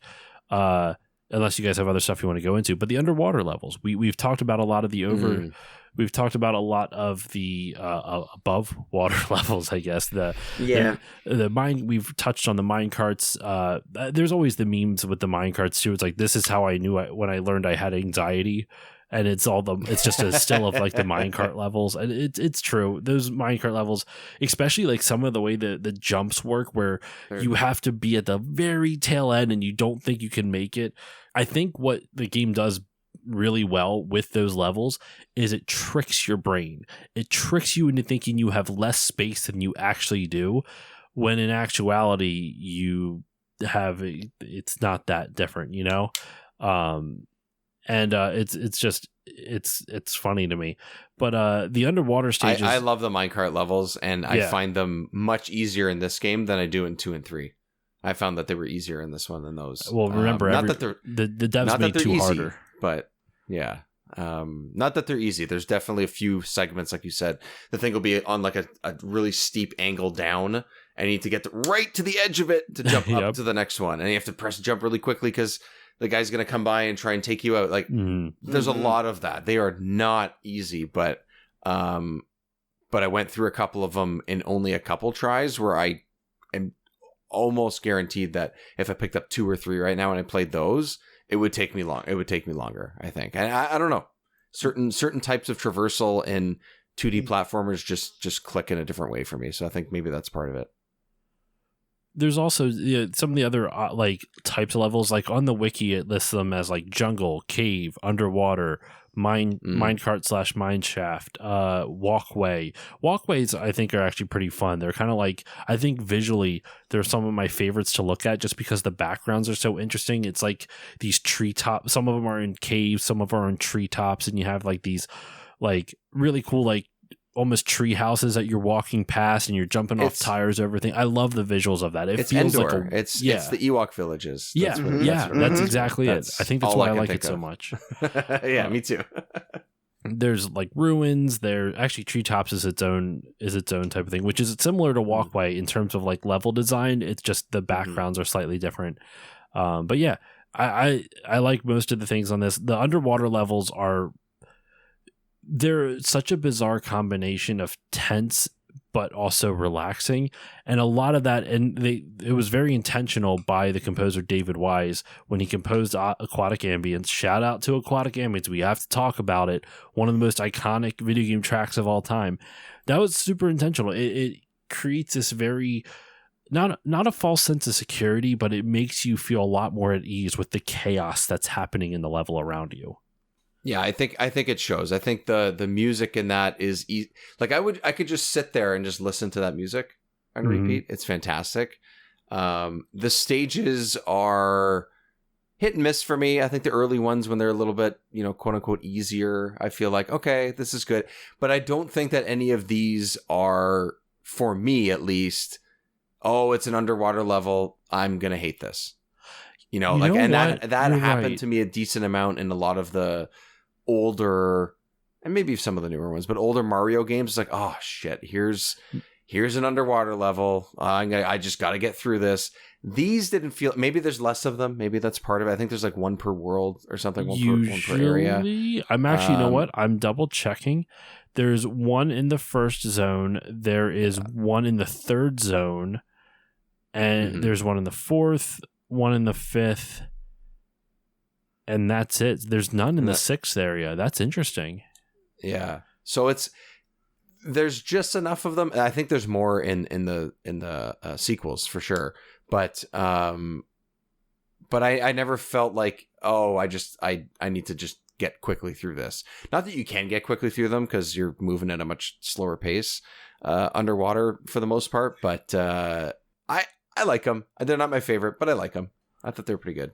And I like the way they look. I like the way they look, too. I'll offer the counterweight. Every time I got to a water level, I'm like, ugh. Every single time. And I will say, I don't, like, it didn't detract from Donkey Kong Country for me. It didn't take away from the game. But I just dislike water levels generally. Because it slows the pace down for me. And that's a big thing. I could see that. I actually think DKC does water levels better than most other platformers of the era. Like Dave was saying, I don't think it does. I think Mario games, while I love Mario games, I'm never a fan. I never look forward to the underwater levels. Mario water levels. And with this, I don't hate it. Like, I'm not saying it's better than the regular non-water levels, but I didn't actually hate it. I actually think maybe it's because Aquatic Ambience is honestly a really good song, but I kind of like it. And I don't know. It's, I kind of go back to Sonic again. I like that it was a no nonsense, like, oh, you're underwater now. But it's like nothing really changed other than you have a timer, like, get out of the water as fast as possible. I'm like, that's my mindset. I need to get out of this water as fast as possible before I die. One of the other songs on here, like one of the other most popular songs in the game, is the DK Island Swing song, which is the first song in the first two levels. Great excuse song. Me. And it appears a lot in the first zone, and it reappears in a couple of the others. Some of the information I found on that, when David Wise first joined in on this game, he thought he was only doing this as a like working on Donkey Kong Country.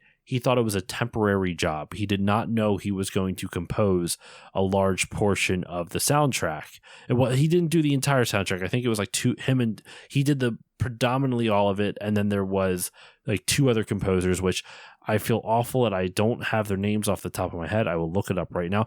Evelyn Novakovic and Robin Beanland. Those are the other 2 composers. Robin Beanland, yeah. Cool. But David Wise, from my understanding, did the vast majority of it, and he had assumed that someone from Nintendo was going to compose the music for this game. He assumed he was not going to be working on this game. So when he was asked by his boss, Tim Stamper, who was the head of Rare at the time, to create something, he composed 3 different samples and presented them to Tim Stamper. And Tim was like, "That's great. Put them all together." And that's how you got DK Island Swing. Isn't that crazy? What? That is bizarre. David Wise is on Twitter. I wonder if he still has those original samples or know what they are. You know?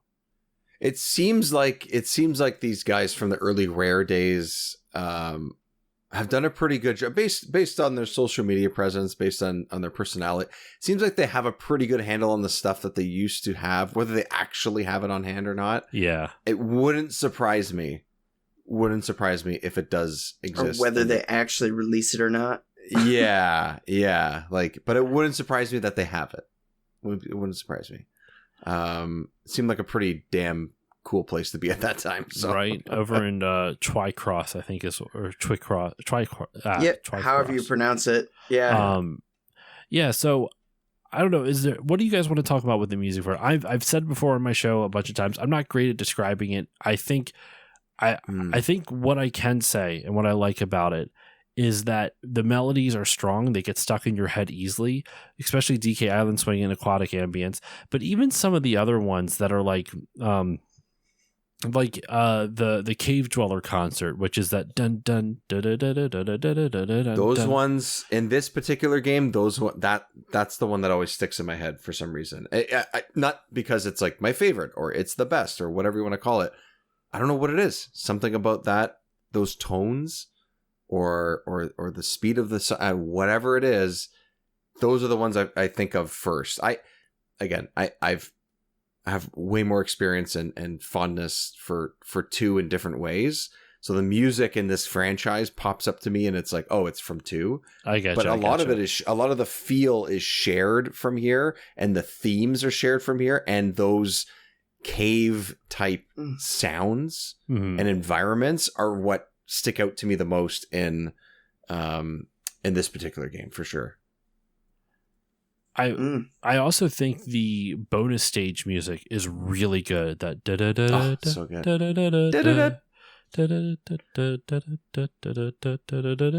I kind of butchered that, but I you did it. You got it. Good job. It's so perfect for what it is. It's happy. It's chippy. Like, I honestly will sometimes go into the bonus stages and just not beat them. I'll just sit there because I like the music so much. I like the bonus stage music. I think in general the soundtrack is just very cohesive. It fits with it. I think one of the reasons when a game series transcends just popularity and it kind of goes across like multiple, I don't know how to describe it. When it transcends something that's just popular, a lot of things have to fire on all cylinders. And I think what this game does, the visual aesthetic is cohesive across the franchise for the most part. Like, obviously there's some tweaks and things done, but by and large, the overall aesthetic is the same across all the Donkey Kong Land entries and then into Donkey Kong 64. I mean, hell, even a little bit into the new Donkey Kong Country games, which are redesigned and upscaled, but like they have, like, the new Donkey Kong Country games have their own aesthetic. It's almost like they're 2 separate aesthetics, right? The visual aesthetics works with it. The music fits with everything, and it's all stuff that you wouldn't expect too. Like Aquatic Ambience, right? You wouldn't expect a peaceful song like that for a platformer that's usually geared around kind of the chaos that is 2D platformers. And believe it or not, that song almost didn't make it into the soundtrack. It was not due to someone not liking it. It was technical issues. David Wise was talking about how the track was reprogrammed several times over 5 weeks just to get it to work on the Super Nintendo. What? And he said, I mean, it's clear that it was worth it because people talk about that track today. Like that's the reason I brought it up first, because people still reference Aquatic Ambience, and it's a track that's remixed so many times. It sounds good on the original and it sounds good on remixes. I love the music. Any final thoughts on the music? I don't want to, unless there's other stuff you guys want to dive into with it. Do you have any final thoughts on the music? They just do a great job of capturing feels, and that's a David Weiss thing. That's a Grant Kirkhope thing. That's a Robin Beanland thing. They all are in cahoots. They all know what they're doing. They're in cahoots. They're just so good at what they do. They really are. And I think Rare is really, Donkey Kong Country started that trend, I think.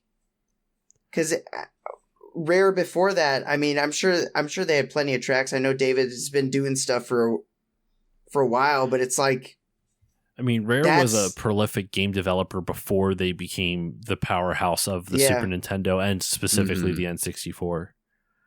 I just feel like this was a pinnacle moment for them, where they got like a turning point kind of thing. Yeah, and I mean, they just got everything right. You know, I think with these, especially with these SNES ones, and sure, I guess it translates in a way to the handhelds, but can't quite get the same type of music quality out of it, or depth, I guess, is that there's atmosphere to this music. Mm-hmm. Like there's not, at this time, they weren't necessarily able to have, atmospheric sound on top of music in the same way that they could have 5 years later, even. Mm-hmm. And the music is also the atmosphere and the background sound and the layers of what's going on in that particular stage, no matter which one it is, especially the ones that are like indoors. There's like an echo to the caves, but it's from the music in a way, you know? Like it's sound design, sure, but the music just makes the cave feel larger. It makes the underwater seem deeper, or like there's something about that it's not just it's not just like the tone of the piano or the drums or the wind instrument. Like there's depth to it, which is impressive to do on something that hardware like this. It's just I love that part of it. That's what, no matter which one of these original three you're looking at, I think each one of them has their own version of that, and it's just impressive, and it sounds great. So I want to wrap up with this, and I was going to wrap up with final thoughts, and of course then we'll pitch what the next Donkey Kong game is going to be. We're still going to pitch the Donkey Kong game, but instead of final thoughts, because I think we're all in agreement that this game is great. I think a better way to do final thoughts is, why has this game lasted in the pop culture zeitgeist as long as it have? Like, why has it stuck with millennials and even some newer fans? Like I said, for myself, I don't have nostalgia for this game. I would say Donkey Kong 64 nostalgia does aid a little bit in it, because like the beavers, they appear in both games. The Kremlins, the blast barrels, the bananas, the cohesive aesthetic is super strong. But with that said, I think that makes my opinion on the graphics biased versus the gameplay, because the gameplay of Country and 64 are vastly different. And I found the gameplay of Country really fun still. I was very pleasantly surprised how well it held up and how fair the save system felt. Maybe because I've played so many 2D platforms, the challenge wasn't as like insurmountable as I was expecting it to be. Maybe because I was going into it expecting this like, I need to do save states level of challenge, and then I didn't get it. It surprised me, and that's why my opinion is so high. That could be a very valid thing. But even with that, man, I'm trying to like think about this. Like, what about this game has persisted in the consciousness of gamers who grew up with this. And in turn, there's people who have discovered, like, you can see it in speedrunners, man. There's lots of younger kids who discover games through speedrunning and they get hooked on them, type of thing. So do either of you have any thoughts on this? Like, what about Donkey Kong Country has made it? I think that's a good way to wrap it up. Like, because that's ultimately its legacy. It still persists. And like, what about it has made it so persistent over all these years? Well, I think people would look at Donkey Kong Country objectively, and you hear good music, you see great visuals, you know, all of the above on a Super Nintendo console, but it's like fundamentally at its core, it's a good game. It's a well-designed game, you know, and that gameplay holds up, and it's still fun to play today. Like, we go back to it, even if you have zero nostalgia, you play it, it's just fun. Yeah. You know, and at the end of the day, everything else is just butter on top of that. So, and I think speedrunning also is a big thing. Like, people love to speedrun this game. And it's a fun game to speedrun from what I can tell, at least. Yeah, and so that you don't have that natural skill. Yeah. Oh, totally. No. Yeah. No, of course. Just don't want to brag. Right? Yeah. Don't want to make us look bad. Yeah. I think you're right, though. I think Jiggy's right. I think the gameplay is what comes down to it. I think I look at games that came just before this, around this time, or even just after. It could be a platformer, or it could be, you know, the very common sort of 2D beat 'em up type stuff. The gameplay doesn't always feel as tight and consistent, I think, in a lot of those games, which are very popular genres around this time, due to, you know, limitations of technology or just, you know, what you could do. There's something about the way that it comes together here where no matter what stage you're playing at, whether you have played this game a million times or fully for the first time like you have, you could play earlier levels, later levels, you still know what you're generally going to get, what type of difficulty you might get. Maybe it ramps up a little bit later on. You know it's not going to be easy, but you know it's going to be just the right challenge for most people. And then I do think that wrapper of the presentation, no matter which part of the presentation clicks with you, is just done in such a stellar way. It could be just the silhouettes and the character design. It could be the color. It could be the music. It just all came together in such a nice package that no matter which angle you find this game or which part really clicks with you, at least let's say there's 5 things. It's, you know, music, graphics, gameplay, character design, level design. Those are like the 5 things that could put a 2D platformer sort of in. Pick 2 of those, and it's going to be some of the best that you get around this time. And like you said, Jiggy, it holds up. Any of those elements, I don't know. It just has that staying power because all of it came together in a full package. And maybe that's a little bit of a cop-out answer because it's like, well, why would it be so great? Well, because it's just so great. Okay, you know, that's not really much of an answer, but I was going to say that kind of leads into what my thoughts are on its staying power because I don't have the nostalgia behind it, like I said. And I would say that I kind of tie it back to the point I mentioned earlier, where when you are able to wrap up an experience in such a cohesive and like, how can I describe this? So like when you look at old 2D Sonic games, right? Sonic 1 through 3, you can tell from the visuals and the music style and the gameplay style that it's a Sonic game. Like it is nothing more. I'm sorry. It can't be anything else other than Sonic when you see that and experience that and hear that.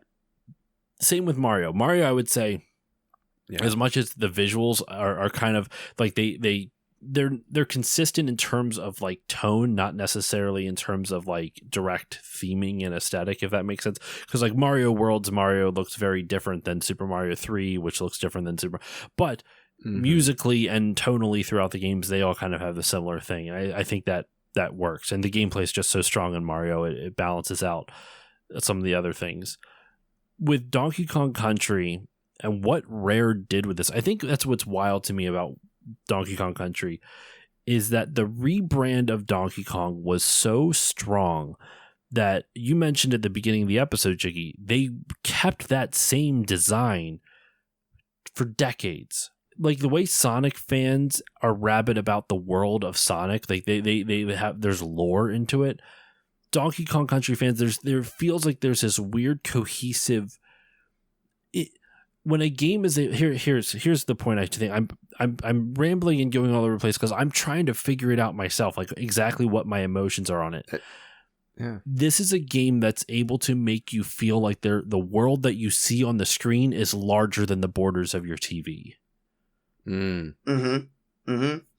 That's when a game can transcend time, because if you can look at a game, you can play a game and I was trying to bring it down to visuals and gameplay. Take all that out. That is part of it. Those are the essential products. But if a game can put all those together, even if one of them may be lacking in some way, shape, or form, blah, blah, blah. If the game can make you feel like the world that you're seeing is larger than what is presented on the screen, that's going to make you come back around to it years later on. That's why Mario has persisted. There's so many Mario fans I listen to on podcasts and read books of where they were invested in the narrative of Mario, which is crazy to think of now. But as a kid, it made them believe there was a world larger than what was on the screen. In Sonic, they do that incredibly well. Donkey Kong Country is no exception to that. Donkey Kong Country, we were talking about at the beginning of the episode, between the way they design the overall visual aesthetic of the series, it tells a story of the world just through its visuals. And because it does that, it makes you feel there's more there to be seen. It always makes you feel like you can go back to this game and play through it and find a secret that you did not know about the first time, even if you've played it 60 other times.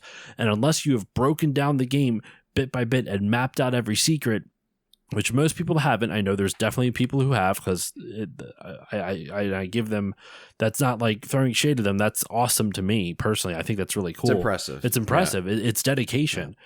But most people haven't done that. And so because of that, you get to go back to it and explore these new secrets that you may not have known. And even if it's not considered a secret, quote unquote, where, you throw a barrel into a wall and there's suddenly a cave that you can walk into, there's trees that you might not have known that you could jump on before. And there's an extra couple bananas that you didn't notice, or an extra. I was watching a long play today and I didn't know how in the first fucking level, there's a green banana if you jump across the trees, because I never thought to do the mechanic I mentioned before where you cartwheel and jump mid-cartwheel in midair. And that's how you do that across a couple sections of trees, and you get a balloon each time, and then at the very last one you get a green balloon, which gives you like 3 or 5 or however many lives. I think green's 5, blue is 2, red is 1. I think that's red is 1. I knew that, but I didn't know that. And so I'm watching this. I'm like, oh my God, there's a secret right here. And that's not considered a secret because it's not a cave and it's not like an extra blast barrel or anything like that. And you can access it anytime. You can access it anytime. And so because of that, like, this game makes you feel like there's so much more to explore no matter how many times you play it. And to me, that's why it has the staying power. It's because it gives you that same sense of childlike wonder that there's something more on this screen that you just can't get to just yet. And that is awesome to me. And as you're saying that, I'm thinking about DK Isle and how even in DK Country, you skip over parts of it, right? We're only seeing pieces of it. It's like, well, what does that other part look like? Jiggy, what is that? You did a whole video mapping out the Rare universe. Not to plug your channel, which we're going to at the end, but like it's the same idea. Like you've expanded out, like there's a world beyond what you see on the screen, and you're so enraptured with it.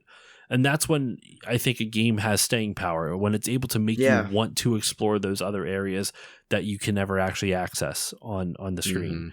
That's Donkey Kong Country, man. I think I don't know how else better to wrap it up, but like that's Donkey Kong Country. That's DKC. Yeah. that's it for this episode, y'all. We're going to wrap this episode up. This was an amazing conversation. And the crazy thing is, listeners, this is our second, but all three of us, this is our second recording tonight. We're coming up at almost 1 o'clock in the morning. Both of these men are going to kill me tomorrow morning, probably, because they're going to be tired as shit. But I got to go to the gym in 8 hours, man. I got to go to work in less than that. Oh, okay, fair enough. Okay. But guys, seriously, thank you so much for joining me for this episode. This was an amazing conversation on Donkey Kong Country, and I really feel like we did this game justice. So thank you all for joining me. I want to throw it over to you, Dave, first. Where can the good people find you online, and is there anything you'd like to promote? Yeah, I mean, but both of those things, I guess. Remember 64 is the best place to find myself and some of what Jiggy does as well. But Remember 64 is our way of covering as many, or the goal is to cover all of the games from the N64's library. I affectionately refer to it as the podcast that will cover everything from the good, the bad, the ugly, and everything in between. And there's a lot of that because the N64, as I also say, is a very awkward way of generation of gaming. And that's interesting to me, and that's fun. So lots of that going on, lots of really good games to experience as well, including ones that the three of us have played and recorded together, including Toy Story 2 and The World Is Not Enough recently as well. So those are just some examples of games, but big titles, small titles, awkward ones, good ones, bad ones, they're all going to be part of the, I guess, the repertoire and the roster of the N64 that we're going to be covering. So going on a couple years now, and happy to keep it firing on all cylinders as much as we can. But Remember 64 is where you'll find it on your podcast feed and on YouTube, and Remember 64 show across social media. All right. Thank you, Dave. Jiggy, throwing it over to you. What do you got going on? Where can the good people find you? And what would you like to promote? Well, you can find me over at Jiggylookback on YouTube. All one word, Jiggylookback. Just the grind of making YouTube content pretty much weekly at this point. So but when this gets out, who knows what game I'll be covering. Currently, I'm working on some Star Fox Adventures Dinosaur Planet stuff. Got a little of that going. I just released some Diddy Kong Racing content. I've been going through, actually kind of piggybacking a little bit off Donkey Kong Country. I did Donkey Kong 64 Mysteries. So that was a lot of fun. And that was just like, it's a little bit of theories. It's a little bit of just observations of things in the game where I'm like, hey, why can Tiny run up a tree in the DK rap, but you can't do that in the game? Like, what's up with that? Think of that. What's up with it? What everyone tells me. Like, I never thought about that. It's like that. So that's kind of the content I'm making. That's right enough of a reason. moment. That's enough of a reason to keep digging in. Yeah, I hear you. It's almost as if you're looking into the world beyond the screen. Yeah. Whoa. Almost. Oh. There you go. It is. It is. But yeah, Jiggylookback on YouTube, and you can find everything else from that. All right. That's the butter. For myself, you can follow me on Facebook, Twitter, Instagram, Blue Sky, Threads, @StillLoadingPod on all of them, @StillLoadingPodcast on YouTube, @StillLoadingPod on Twitch. I keep forgetting to shout out Twitch. Usually streamed every Tuesday and Thursday at 8 p.m. Eastern, depending on, not Tuesday and Thursday, gosh, God damn it, Tuesday and Saturday at 8 p.m. Eastern. I keep saying Tuesday, Thursday. It's Tuesday and Saturday at 8 p.m. Eastern, barring any recording sessions and stuff like that. If you want to support the show, please consider giving it a 5-star rating or review on Apple Podcasts or whichever podcasting app you use. It helps more people find the show. It gets the word out. And honestly, word of mouth is even more helpful. And so if you like the show, tell your friends about it. If you have other friends who are into retro gaming, tell all your friends. It would definitely help get the word out about the show. If you want to support the show monetarily, I have a Patreon, patreon.com/StillLoadingPod. And this episode was a patron-chosen game, so if you would also like to guide the direction of the show and vote on future topics, you can do so for as little as $1 a month over at patreon.com/StillLoadingPod. You also get the episodes earlier with slightly better bitrate/audio quality. For $3 a month, you get everything at the $1 tier plus patron shoutouts, like you heard at the beginning of this episode. For $4 a month, you get everything I mentioned prior, plus 2 mini bonus episodes every month. And for $5 a month, you get all of that, all the previous tiers, and access to, I guess when this comes out, either we're going to be ending Still Bonding, which is my monthly James Bond podcast that where me and a bunch of friends bond over 007. We're either going to be ending that this month, or we're going to be starting a Fast and Furious watch-along podcast called Still Family. Oh. So that's either starting this month, because this is, like I said in the beginning, where this is being recorded in May. I don't know what the future holds at this point, but whenever Still Bonding ends, I'm moving on to the Fast and Furious, so it's one of those two. So that's all over at patreon.com/stillloadingpod. But that's it. That's all the time I got for you. Thank you all so much for listening. Dave, Jiggy, thank you for joining me. Thank you for having me. Happy to be here, man. And with all that said, listeners, I will see you all next time. Welcome, ladies and gentlemen, to Club Kong. We've got music playing all night by Hal C. Pull up a chair, grab a drink, and settle in. You're in for a real treat tonight. Cutman's your bartender. Tell him Brentel sent you. Baboons, keep those barks to a minimum, and we don't want to see any poof light. Why don't we all just stay banana-rific and appealing? This is a Game Shops jam.